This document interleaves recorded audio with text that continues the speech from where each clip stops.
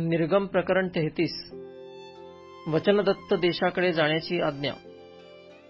मग परमेश्वराने मोशेला सांगितले, तू व जे लोक तू मिस्र देशातून आणले आहेत असे तुम्ही येथून निघून मार्गस्थ व्हा व जो देश तुझ्या संततीला देईन असे अब्राहाम, इसहाक व याकोब ह्यांना मी शपथपूर्वक सांगितले होते त्या देशाकडे जा। मी तुझ्यापुढे एक दूत पाठवीन आणि कनानी, अमोरी, हित्ती, परिज्जी, हिव्वी आणि यबुसी ह्यांना तेथून घालवून देईन।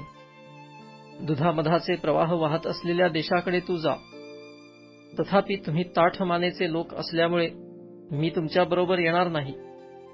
आलो तर वाटेतच मी तुम्हाला भस्म करीन। लोक हे अशुभ वर्तमान ऐकून विलाप करू लागले व कोणीही आपले दागदागिने अंगावर घातले नाहीत। परमेश्वर मोशेला म्हणाला, तू इस्रायल लोकांना सांग की तुम्ही ताठ मानेचे लोक आहात। मी पळभर तुमच्या बरोबर असलो तरी मी तुम्हाला भस्म करीन। म्हणून तुम्ही आपले दागदागिने आपल्या अंगावरून उतरून ठेवा, म्हणजे तुमचे काय करावयाचे ते मी पाहीन।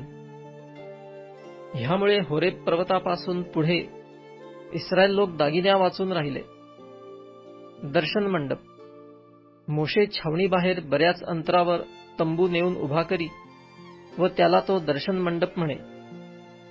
कोणाला परमेश्वरापाशी काही विचारावयाचे असले म्हणजे तो छावणी बाहेरील त्या दर्शन मंडपाकडे जाई।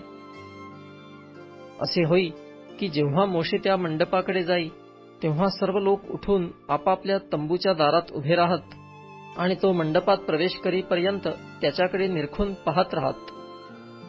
मोशे मंडपात प्रवेश करी तेव्हा मेघस्तंभ उतरून मंडपाच्या दारी उभा राही आणि परमेश्वर मोशेशी भाषण करी। त्या मंडपाच्या दाराशी मेघस्तंभ उभा आहे असे सर्व लोक पाहत तेव्हा ते सगळे उठून आपापल्या तंबूच्या दाराशी दंडवत घालीत। मित्रांशी बोलावे तसे परमेश्वर मोशेशी समोरासमोर बोले। मोशे छावणीकडे परत जात असे तरी त्याचा सेवक नूनाचा मुलगा यहोशवा हा तरुण पुरुष मंडप सोडून बाहेर येत नसे। परमेश्वराच्या समक्षतेचे आश्वासन। मोशे परमेश्वराला म्हणाला, पहा, तू मला म्हणतोस की ह्या लोकांना घेऊन जा, पण तू माझ्याबरोबर कोणाला पाठविणार हे मला अजून कळविले नाहीस। तरी तू म्हटले आहेस की मी तुला व्यक्तिशः नावाने ओळखितो आणि तुझ्यावर माझी कृपादृष्टी आहे। आता माझ्यावर तुझी कृपादृष्टी असल्यास तुझे मार्ग मला दाखीव ना, म्हणजे मला तुझी ओळख घडेल आणि त्यामुळे तुझी कृपादृष्टी माझ्यावर होईल।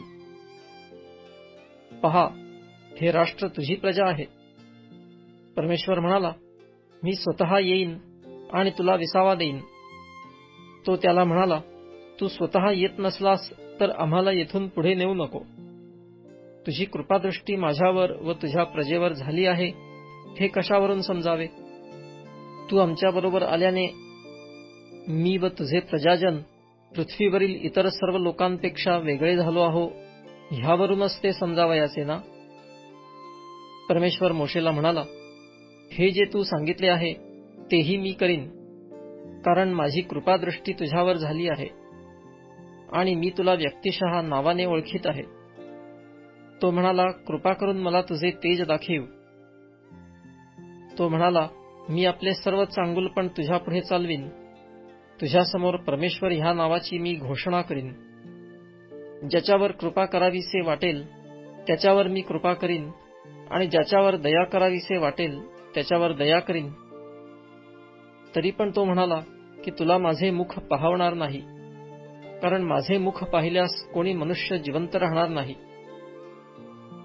परमेश्वर म्हणाला, माझ्यापाशी एक जागा आहे, येथे ह्या खडकावर उभा राहा। असे होईल की माझे तेज जवळून चालले असता मी तुला खडकाच्या भेगेत ठेवीन। मी निघून जाईपर्यंत आपल्या हाताने तुला झाकीन, मग मी आपला हात काढून घेईन आणि तुला पाठमोरा दिसेन, पण माझे मुख दिसावयाचे नाही।